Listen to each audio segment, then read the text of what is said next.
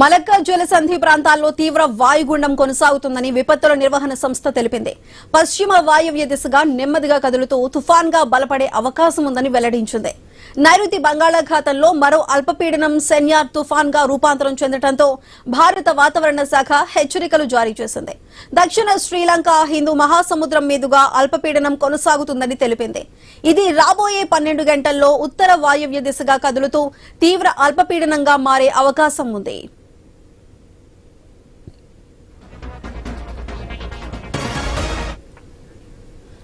తదుపరి 24 గంటల్లో వాయుగుండంగా బలపడే అవకాశం ఉందని ఐఎండీ అంచనా వేసింది. ఈ నేపథ్యంలో మత్స్యకారులు సముద్రంలో వేటకు వెళ్లరాదని హెచ్చరించింది. వేటకు వెళ్లిన మత్స్యకారులు వెంటనే తిరిగి రావాలని సూచించింది. వేడి ప్రభావంతో కోస్తాంధ్ర, రాయలసీమలో అక్కడక్కడ మోస్తరు వర్షాలు కురిసే అవకాశం ఉందని వాతావరణ శాఖ అధికారులు తెలిపారు.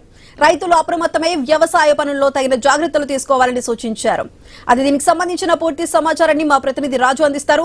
రాజు, చెప్పండి, సెన్యార్ తుఫాన్ కి సంబంధించి అధికారులు ఎటువంటి చర్యలు తీసుకోబోతున్నారు, ఎటువంటి సూచనలు ఇస్తున్నారు?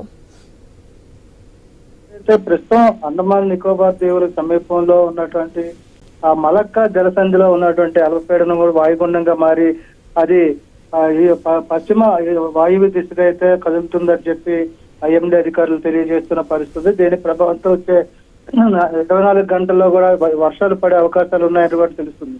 ఈ వాయుగుండం ప్రస్తుతం వాయుగుండంగా కొనసాగుతుంది.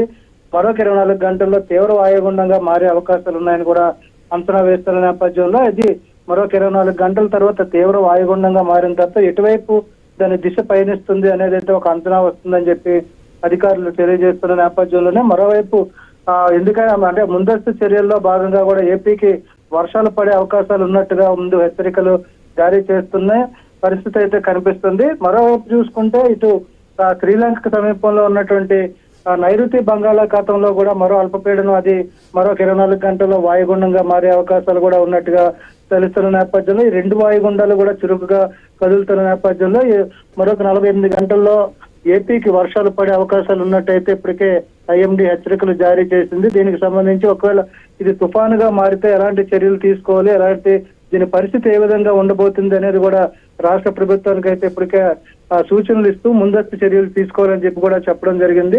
ముఖ్యంగా రైతులు జాగ్రత్తగా ఉండాలని చెప్పి ఏదైతే పంట చేతికొచ్చిందో పంటను కాపాడుకోవాలని చెప్పి కూడా ముందుగా సూచిస్తున్నారు. మరోవైపు చూసుకుంటే సముద్రంలో వేటకు వెళ్ళినటువంటి మత్స్యకారులు ఎవరైనా ఉంటే 27వ తారీఖు లోపుగా తీరానికి రావాలని చెప్పి కూడా గట్టి హెచ్చరికలు అయితే జారీ చేసిన పరిస్థితి కనిపిస్తుంది. ప్రస్తుతం ఏదైతే వాయుగుండం తుఫానుగా మారే అవకాశాలు ఉన్న నేపథ్యంలో ఏపీలో చూసుకుంటే ముఖ్యంగా చిత్తూరు, తిరుపతి, అన్నమయ్య, కడప, నెల్లూరు, అదేవిధంగా బాపట్ల, పల్నాడు, గుంటూరు, ఎన్టీఆర్, ఏలూరు, పశ్చిమ గోదావరి జిల్లాలకైతే భారీ వర్షాల నుంచి మోస్తరు వర్షాలు కురిసే అవకాశాలు ఉన్నట్టు విశాఖ వాతావరణ శాఖ అధికారులు కూడా ఇప్పటికే ఒక ప్రకటన కూడా జారీ చేయడం జరిగింది. ఆయా జిల్లాల్లో